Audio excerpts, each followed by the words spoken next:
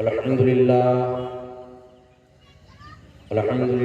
نحمده ونستعينه ونستغفره ونؤمن به ونتوكل عليه ونعوذ بالله من شرور أنفسنا ومن سيئات أعمالنا من يهده الله فلا مضل له ومن يضلله فلا هادي له ونشهد أن لا إله إلا الله وأشهد أن محمدا عبده ورسوله أما بعد فقد قال الله عز وجل في كلامه المجيد وفي فرقانه الحميد فأعوذ بالله من الشيطان الرجيم بسم الله الرحمن الرحيم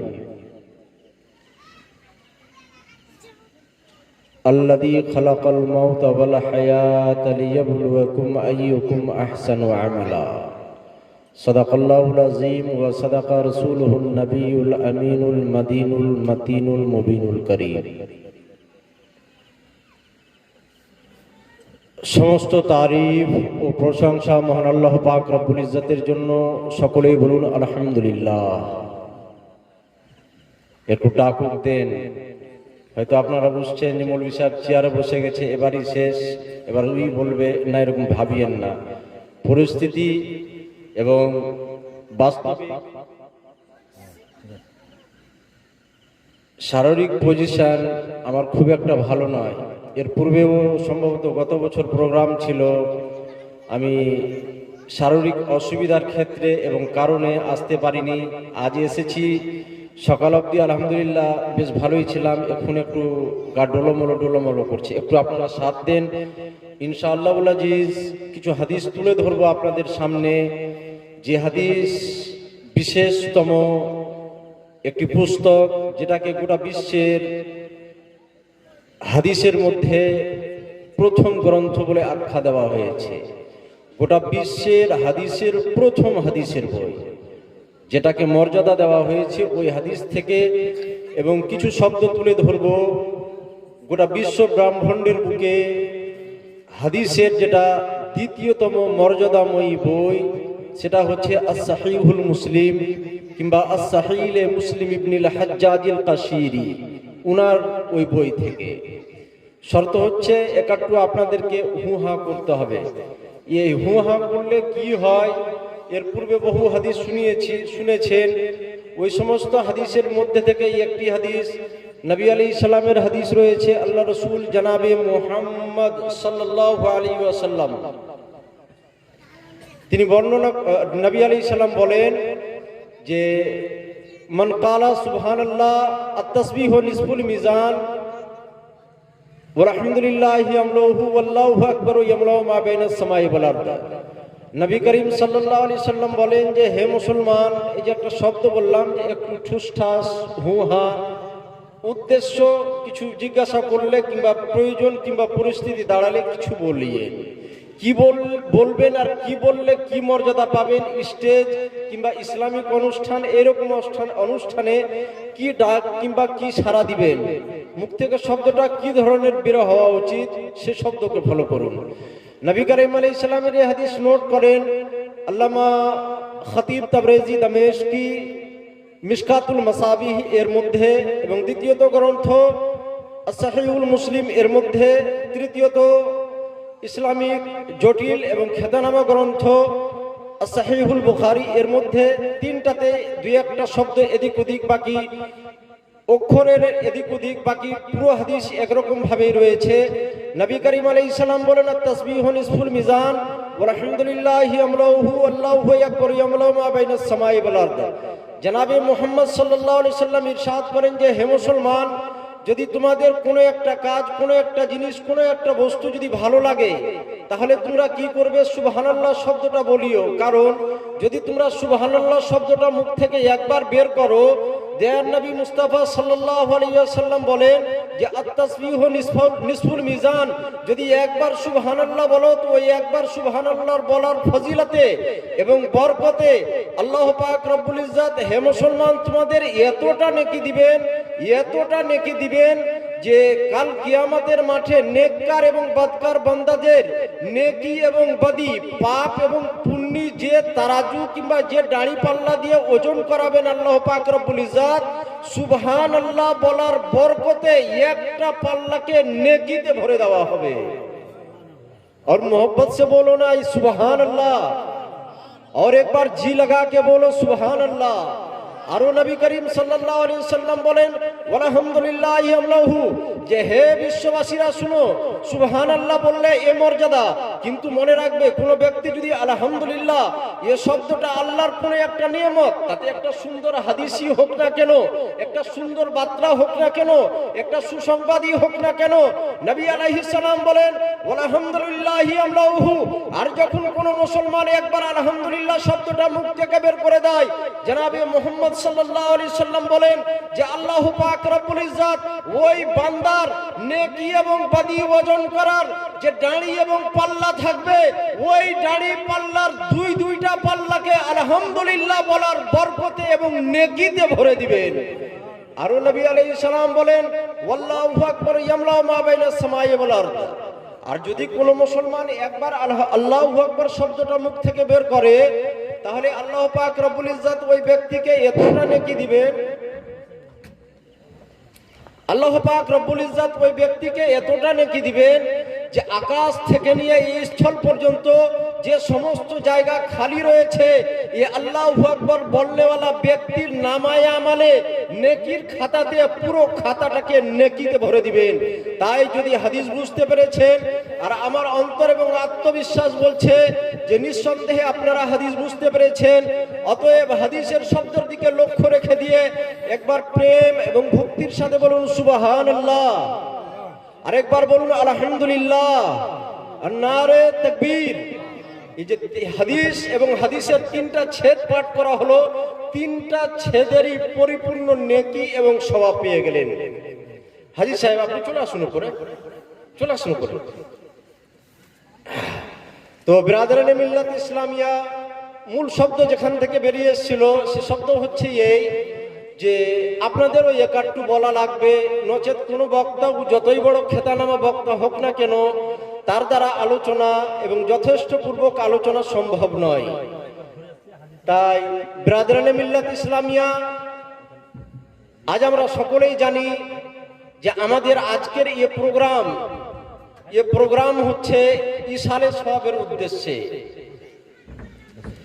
ইসালে সওয়াব আশা করি আমাদের মধ্যে প্রতিটা ব্যক্তি আজ বুঝে আছে, আর যদি কারো না বুঝা থাকে তার জন্য এ শব্দ ইসালে সওয়াব, অর্থাৎ এ দুনিয়া থেকে কোনো ব্যক্তি বিদায় নিয়ে নিয়েছে, কিংবা ব্যক্তিগণ কিংবা ইসলাম সমাজের ব্যক্তিগণ, তাতে ছোট হোক কিংবা বড়,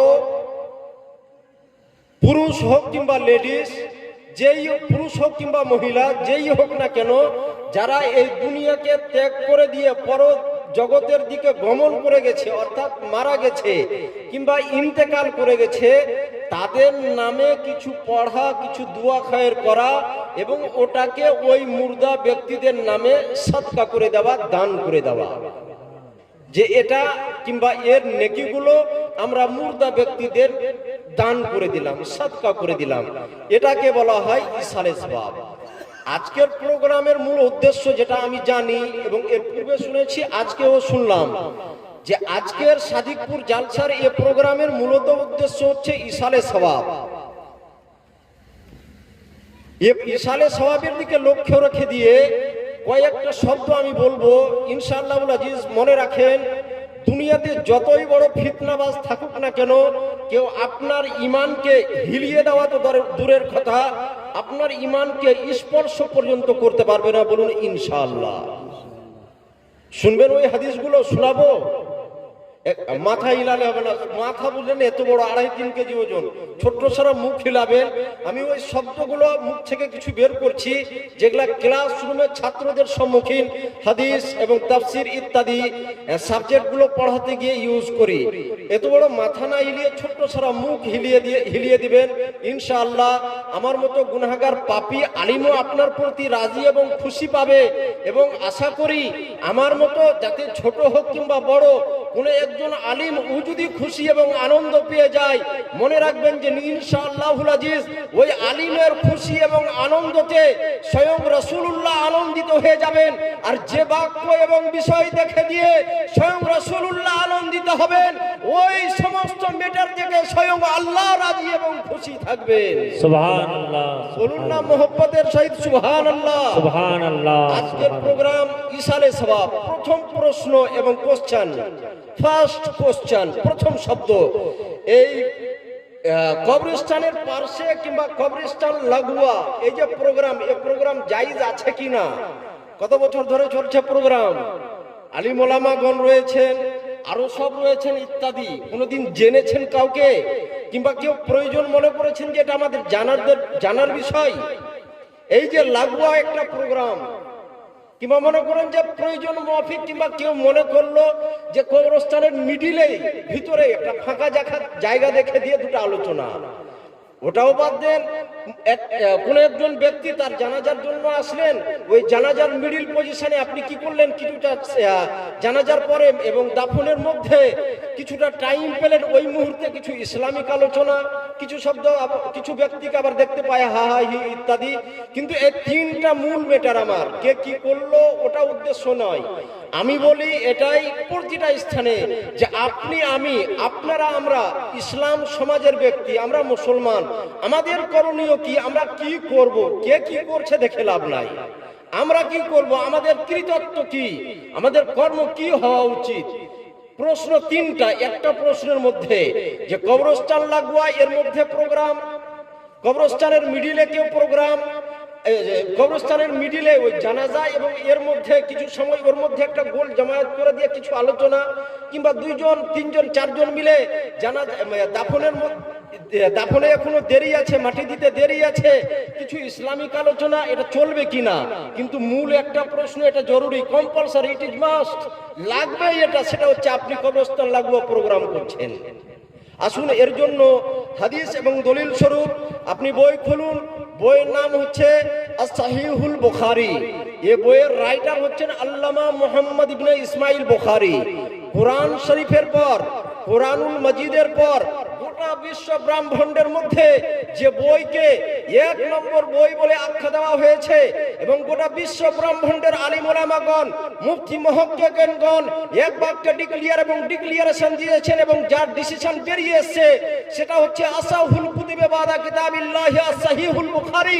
যে হে বিশ্ববাসীরা, মনে রাখবে আল্লাহর পবিত্র কোরআনের পর গোটা বিশ্ব ব্রহ্মাণ্ডের বুকে সর্বশ্রেষ্ঠতম ইসলামের মূল পুস্তক হচ্ছে আস-সাহিহুল বুখারী। বলুন সুবহানাল্লাহ, মহব্বতে বলুন না সুবহানাল্লাহ।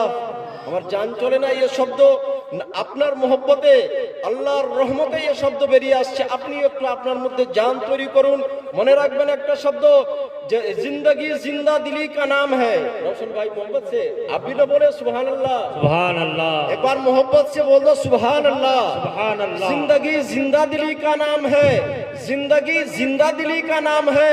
ये मुर्दे क्या खाक दिया करते हैं, जीते গেলে জীবন যাপন যখন করছেন একটু প্রকাশ দিতে হবে, একটু পরিচয় দিতে হবে যে হ্যাঁ আমরা জীবিত আছি, জেগে আছি। আস-সাহিহুল বুখারী, আস-সাহিহুল বুখারী এর প্রথম খণ্ড, আর প্রথম খণ্ডের পেজ নাম্বার 182, 182, আর 182 বাব এবং বিষয়বস্তু নম্বর হচ্ছে 82, আর এর বাব যেটা এবং বিষয়বস্তু যেটা সেটা হচ্ছে বাবু মাউইজাতুল মুহাদ্দিস ইনদাল কবর ওয়া কউদ আসহাবিহি হাওলাহু। এতে হাদিস রয়েছে, এই হাদিসের মধ্যে নবী করিম সাল্লাল্লাহু আলাইহি সাল্লামের হাদিসকে এভাবে নোট করা হয়েছে যে আন আলী রাদিয়াল্লাহু আনহু قال كنا في جنازة في بقيع الغرقد فأتانا النبي صلى الله تعالى عليه وسلم وقعدنا حوله ومعه مخصرة فنكس فجعل ينكس بمخصرته ثم قال ما منكم من أحد إلى آخر الحديث। मोहब्बत से कह दो सुभान अल्लाह, सुभान अल्लाह। और एक बार मोहब्बत से कह दो सुभान अल्लाह, सुभान अल्लाह। मुसलमानों अपने अंदर जान पैदा करो। याद रखो कोई भी मुसलमान, उसके लिए अल्लाह ताला ने इरशाद फरमाया कि मुसलमानों याद रखना, वला तहिनु वला तहजनु व अंतुम लाउना इन कुंतुम मुमिनीन। আল্লাহ তাআলা ने ऐलान फरमाया, মহান স্রষ্টা আল্লাহ পাক রব্বুল ইজ্জত বলেন যে হে মুসলমান, তোমরা অধৈর্য হইও না, তোমরা নিজেকে নিজে নিজে ছোট ভেবে নিও না, তোমরাই সর্বোচ্চ থাকবে যদি তোমরা মুসলমান হয়ে যাও। এরকম কতদিন চুপ থাকবেন? কতদিন চুপ থাকবেন? আপনি বলুন এক আধ কুইন্টাল বডি নিয়ে সুবহানাল্লাহ, কিংবা আপনি জেগে আছেন এ শব্দ বের হচ্ছে না, এটা আমার জন্য বলছি না। মনে রাখবেন মূল আমার এর উদ্দেশ্য এবং উৎস হচ্ছে এর পরে যে বক্তাগণ আসছেন ওনাদের জন্য আরো আমি রিকোয়েস্ট করছি। যাই হোক, নেক্সট আপনাদের উপর ডিপেন্ড করবে। এতে নবী করিম সাল্লাল্লাহু আলাইহি সাল্লামের হাদিসে এইভাবে নোট করা হলো যে বাকিয়ে গারকাদ এই স্থানের মধ্যে একটা জানাজা ছিল। ওই জানাজার স্থানে নবী করিম সাল্লাল্লাহু তাআলা আলাইহি সাল্লাম উনিও উপস্থিত ছিলেন। মুহূর্ত এবং সিচুয়েশন এবং কন্ডিশন এই দাঁড়ালো যে নবী করিম সাল্লাল্লাহু তাআলা আলাইহি সাল্লাম ওই স্থানে পৌঁছে গেলেন। আর পৌঁছে যাওয়ার পর এক স্থানে নবী করিম সাল্লাল্লাহু আলাইহি সাল্লাম বসে গেলেন। আর ওই কবরস্থানের মধ্যেকার কথা বলা হচ্ছে, বুখারীর হাদিস বলছি। নবী আলাইহিস সালাম বসে গেলেন। আর বসে যাওয়ার পর নবী আলাইহিস সালামের সাথে সাথে হযরতে আলী ইত্যাদি সাহাবায়ে কিরামগণ বসে গেলেন। তারপরে নবী করিম সাল্লাল্লাহু তাআলা আলাইহি সাল্লাম একটা আলোচনা আরম্ভ করলেন, যে আলোচনাতে এই শব্দগুলো উল্লেখ রয়েছে যে কোন ব্যক্তি জান্নাতি হয়ে মরবে এবং কোন ব্যক্তি জাহান্নামী হয়ে মরবে। দ্বিতীয়ত বাক্যে কোন ব্যক্তি কিংবা কোন মুসলমান, কোন ব্যক্তির ঠিকানা জান্নাত হবে এবং কোন ব্যক্তির ঠিকানা জাহান্নাম হবে। নবী করিম সাল্লাল্লাহু আলাইহি সাল্লাম ওই কবরস্থানের মধ্যে বসে বসে ডিক্লেয়ার দিলেন। তাই বিরাদরানে মিল্লাত ইসলামিয়া, এই হাদিস থেকে আমরা বুঝতে পারলাম যে বিশ্ব নবী মুহাম্মদ সাল্লাল্লাহু আলাইহি সাল্লাম, উনাকে আল্লাহ পাক রব্বুল ইজ্জত এতটা নলেজ দিয়েছেন যে উনি কালেরও খবর দিতে পারেন, আজেরও খবর দিতে পারেন।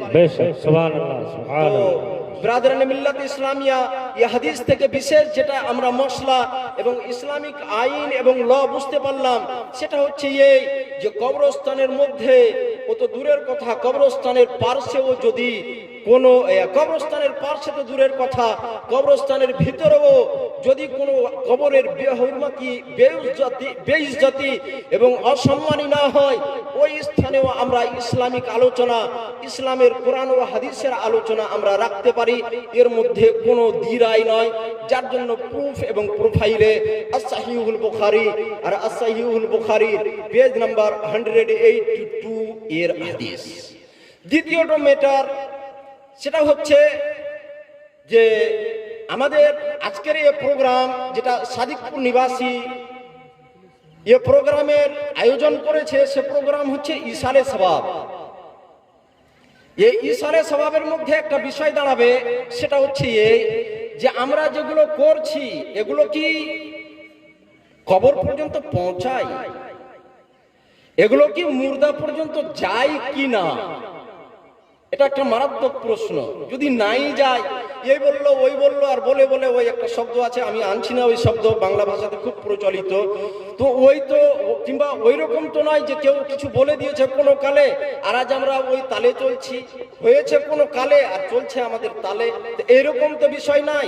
এর কোনো অস্তিত্ব আছে কিনা আসুন, এর জন্য একটা বই এবং বিশেষ ইসলামের ইতিহাস যুক্ত একটি বই রয়েছে। সে বইটার নাম হচ্ছে আত-তাযকিরা ফি আহওয়ালিল মাউতা ওয়া উমুরিল আখিরা।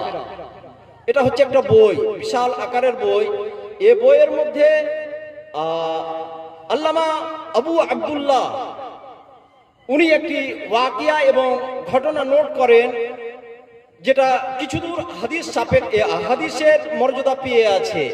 সেটা হচ্ছে এই যে হযরতে হাসান বসরি রাদিয়াল্লাহু রাহমাতুল্লাহি আলাইহি কিংবা রাদিয়াল্লাহু আনহু, হযরতে হাসান বসরি রাদিয়াল্লাহু আনহু উনার কাছে এক বৃদ্ধা মহিলা উনি আসলেন। আর আসার পরে হযরতে হাসান বসরিকে বলছেন, বলে হুজুর আমার এক যুবতী মেয়ে ছিল, মেয়েটা মারা গেছে। আমার ওই যুবতী মেয়েকে দেখার জন্য জান আমার কলবল করছে, জান ছটফট করছে। হুজুর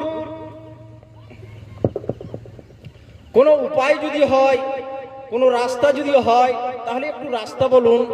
আমার মেয়েটাকে আমি দেখতে চাইছি। তো হযরতে হাসান বসরি রাদিয়াল্লাহু তাআলা আনহু হযরতে হাসান বসরি রাদিয়াল্লাহু তাআলা আনহু উনি কি বললেন, একটা নুসখা এবং তাদবীর এবং একটা সিস্টেম বলে দিলেন যে হে মা কিংবা হে মহিলা, তুমি এই কাজ করো। কি করবে? যে তুমি এইরকম করো, এরকম যদি করো তাহলে তোমার মেয়ে, যে যুবতী মেয়ে ইন্তেকাল করেছে, মারা গেছে, তাহলে ওই আমার দেখুন ওই ঘরে একটা বেগের টুপি আছে, টুপিটা আনা গরম আছে। তো হযরতে হাসান বসরি রাদিয়াল্লাহু তাআলা আনহু উনি বললেন যে তুমি করো কি, যে এই নুসখা এবং তাদবীর এবং এই কাজটা করো। এই কাজটা যদি করো তাহলে তোমার যে যুবতী মেয়ে মারা গেছে ওই মেয়েকে তুমি স্বপ্নের মাধ্যমে দেখতে পাবে। হযরতে হাসান বসরি রাদিয়াল্লাহু তাআলা আনহু যেমনই ওই যুবতীর মাকে, ওই মহিলা, বৃদ্ধা মহিলা যিনি এসেছিলেন, ওনাকে নুসখা বলে দিলেন। উনি করলেন কি, উনি বাড়ি চলে গেলেন। আর বাড়ি যাওয়ার পর উনি যে তাদবীর এবং যে আমল হযরতে হাসান বসরির দিক থেকে পেয়েছিলেন ওই আমলটা উনি করলেন। যেমনই আমল করেছেন, ওই বৃদ্ধা মহিলা স্বপ্নতে দেখছেন কি, যে নিজের মেয়েকে দেখতে পাচ্ছেন যে আমার ওই যুবতী মেয়ে, যে মেয়ে মারা গিয়েছিল, এখন সে কি অবস্থায় আছে স্বপ্নতে দেখছে। ওই বৃদ্ধা মহিলা যে যেটাকে পিচ বলছে, ওই পিচের একটা ড্রেস তৈরি করা হয়েছে, আর ওই পিচের ড্রেস পিঁধে আছে ওই যুবতী মেয়েটা, আর ওই পায়ে আর হাতে জিজির এবং শিকলি বাঁধা আছে। ওই বৃদ্ধা মহিলা যেমনই ওই যুবতী মেয়েকে দেখলো, খুব আফসোস এবং দুঃখে জর্জরিত হয়ে গেল। হয়ে যাওয়ার পর হযরতে হাসান বসরি রাদিয়াল্লাহু তাআলা আনহু ওনার কাছে গিয়ে ওই বৃদ্ধা মহিলা গিয়ে আরজি জানালো, বলে হুজুর গো, আপনি আমাকে যে নিয়ম বললেন ওই নিয়ম অনুসারে আমি তো কাজ করলাম, কিন্তু বিষয় হচ্ছে এই যে আমি দেখছি কি, যে আমার ওই যুবতী মেয়ে খুব কষ্টে আছে। এটা বলে দেওয়ার পর হযরত হাসান বসরি উনিও বিশাল দুঃখ এবং কষ্ট পেলেন। তার কিছুদিন পর হযরত হাসান বসরি রাদিয়াল্লাহু আনহু উনি স্বপ্ন দেখছেন, আর স্বপ্নতে দেখছেন কি, যে একটা যুবতী মেয়ে আছে, আর ওই মেয়েটা একটা বিশাল আকারের একটা বাগান, ওই বাগানের মধ্যে বসে আছে। তাও এমনি তেমনি নয়, বিশাল একটা সিংহাসন আছে, ওই সিংহাসনে বসে আছে। আর ওই সিংহাসনে যে বসে আছে ওর মাথায় আবার একটা তাজ আছে, তাজ পিঁধে দিয়ে বসে আছে। ইতিমধ্যে হযরতে হাসান বসরি রাদিয়াল্লাহু আনহু উনি প্রশ্ন করছেন যে তুমি কে? তো মেয়ে উত্তর দিচ্ছে, বলে হুজুর, আমি ওই মেয়ে, যে মেয়ে পারপাসে এক বৃদ্ধা মা আপনাকে বলতে গেছিল যে হুজুর আমাকে একটা আমল বলেন যাতে আমি আমার মেয়েটাকে দেখতে পাই। হুজুর আমি ওই মেয়ে। হযরত হাসান বসরি বলছেন যে হে মেয়ে, বলো, যদি তুমি ওই মেয়ে হও, তোমার মা তো বলেছিল তুমি খুব কষ্টতে আছো, তোমাকে তো দেখছি তুমি বিশাল আনন্দতে আছে, এরকম কেন? তো যুবতী মেয়ে উত্তর দিচ্ছে, হুজুর আল্লাহর কসম আমি ওই মেয়ে, আমি বিশাল কষ্টতে ছিলাম, কিন্তু পরিস্থিতি হচ্ছে এমন, সিচুয়েশন আর কন্ডিশন আর অবস্থা হচ্ছে এমন যে আমি আযাব এবং আল্লাহর আযাবে ডুবেছিলাম। হঠাৎ করে আল্লাহওয়ালা এক বান্দা, এক মুসলমান বান্দা, এক ঈমানদার বান্দা কবরস্থানের পাশে দিয়ে যেছিল, আর যেতে যেতে নবী মুহাম্মদ আলাইহিস সালামের উপরে শুধু দরুদ পড়ে দিল। যেমনই কবরস্থানের পাশে ওই আল্লাহওয়ালা বান্দা একবার দরুদ পড়ে দিল, দরুদ পড়ার বরকতে আমরা কবরস্থানে 560 জন ব্যক্তি ছিলাম। আল্লাহ তাবারাক ওয়া তাআলা ওই একটা বান্দা যে একবার দরুদ পড়লো, একবার দরুদ পড়ার বরকতে আমরা যে 560 জন মুর্দা ছিলাম, 560 জন মুর্দার ঠিকানা জাহান্নামের লিস্ট থেকে কেটে দিয়ে জান্নাতের মধ্যে করে দিয়েছে। সুবহানাল্লাহ, সুবহানাল্লাহ, বেশক সুবহানাল্লাহ। তো বিরাদরানে মিল্লাত ইসলামিয়া, এ ওয়াকিয়া থেকে, এ ঘটনার মাধ্যম থেকে আমরা নিঃসন্দেহে একটা সূত্র পেলাম। সে সূত্র হচ্ছে এই যে নিঃসন্দেহে আমরা যদি কোনো নেক আমল করি এবং ওর সওয়াব এবং ওটাকে, ওর নেকিটাকে যদি আমরা দান করে দিই মুর্দা ব্যক্তিদের প্রতি, নিঃসন্দেহে ওটা